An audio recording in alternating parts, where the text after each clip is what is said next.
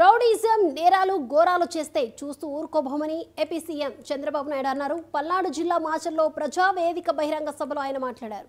రాయలసీమలో ముఠాలు లేకుండా చేశామని అన్నారు. పల్నాడులో జాగ్రత్తగా ఉండాలని, ప్రజలపై దాడులు చేయవద్దని హెచ్చరించారు.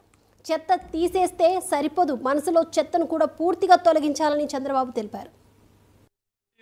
సరిపోదు, నేరాలొద్దు, ఘోరాలు చేయొద్దండి, ప్రజలపైన దాడులు చేయొద్దండి, అవసరమైతే ప్రజల ఆస్తులకు రక్షణగా నిలబడదాం తప్ప ఒక విద్రోహ శక్తులుగా తయారు కావద్దని కోరుతున్నా.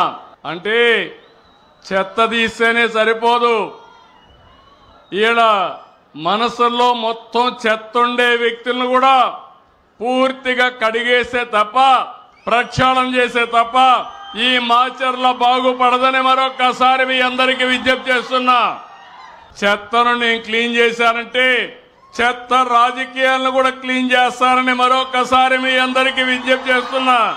నేరాలొద్దు, ఘోరాలు చేయొద్దండి, ప్రజలపైన దాడులు చేయొద్దండి, అవసరమైతే ప్రజల ఆస్తులకు రక్షణగా నిలబడదాం తప్ప